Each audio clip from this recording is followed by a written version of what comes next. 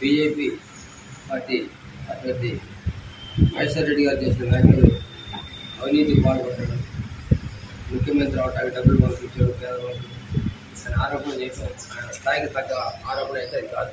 ఎందుకంటే తాను ఏదో చేసిందని చెప్పి అందరికీ గురికింద నలిపడదు అన్న టైప్లో మాట్లాడాడు మహేశ్వర్ రెడ్డి గారు. అది మంచి పద్ధతి కాదు. ఇప్పుడు అవినీతికి పాల్పడి ఉత్తమ్ కుమార్ రెడ్డి గారు సంపాదించినట్లయితే మన ఎలక్షన్లో అసెంబ్లీ ఎన్నికల్లో ఆయన అంతకుముందు ఎంపీగా గెలిచాడు, ఎమ్మెల్యేగా చేశాడు. సరే మొన్న జరిగిన ఎన్నికల్లో ఎమ్మెల్యేలుగా ఆయన కానీ ఆయన సత్యమణి పద్మావతి గారు కానీ మరి అత్యధిక మెజార్టీతో గెలిచి మరి కోదాడలో కాంగ్రెస్ పార్టీని ఉదయనగర్లో కూడా మరి గెలిపేటానికి జిల్లాల స్థాయిలో రాష్ట్ర స్థాయిలో కూడా వారు కృషి చేసిన సంగతి అందరూ తెలిసిందే. ప్రజల్లో కనుక ఆయన అవినీతికి పాల్పడ్డాడు అనే ఆరోపణలు ఉన్నట్టయితే ప్రజలు అన్ని ఓట్లు వేసి గెలిపించే పద్ధతి ఉండేది కాదు. అది మహేశ్వర్ రెడ్డి గారు పెంచుకోవడం మంచి పద్ధతి.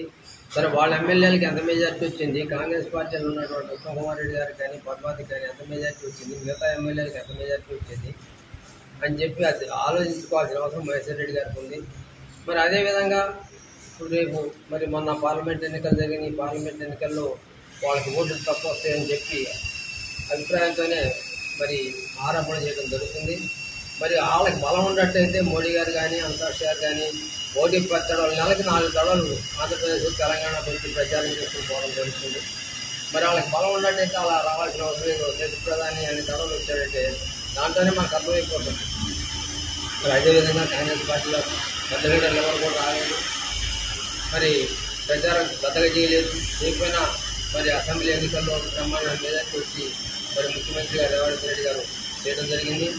రేవంత్ రెడ్డి గారి మీద కూడా ఆరోపణ చేస్తూనే ఉన్నారు బీజేపీ వాళ్ళు. ఆ అన్నమాట నిలబెట్టుకోలేదు, ఆరు పథకాలు అమ్ము కాలేదు, అవి కాలేదు, ఈ కాలేదు అని ఆరోపణ చేస్తారు. అంతకుముందు ఉన్నటువంటి పార్టీ ఏదైనా మొత్తం ఖాళీ చేసిన సందర్భంలో రేవంత్ రెడ్డి గారు ప్రమాణ స్వీకారం చేయగానే 6 పథకాల అమల్లో మరి మొట్టమొదటి విడత మహిళలందరికీ పథకం వచ్చింది.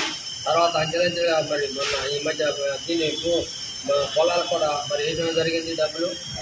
దాన్ని అది మరి దాన్ని చేయడం జరుగుతుంది. మరి అన్ని విధాలుగా ఒక్కోటి తీసుకుంటూ వస్తున్న వ్యక్తి మీద ఆరోపణ చేసి ఏదో ఎన్నికల్లో లబ్ధి పొందాలన్న ఆలోచన బీజేపీ వాళ్ళకి కానీ మిగతా పార్టీలకు కానీ అది మంచి పద్ధతి కాదు. మీ పార్టీని మీరు మనుగడ తీసుకొని మీ అభ్యర్థులు గెలవడానికి మీరు ప్రయత్నం చేసుకుని కానీ ఎవరికైనా ప్రయత్నిస్తే అదే బురద మళ్ళీ మీ మీద పడుతుందని ఈ సభాముఖంగా తెలియజేస్తూ ప్రధాన కాంగ్రెస్ పార్టీ తరఫున అందరం కూడా For more videos like this, subscribe Big TV channel.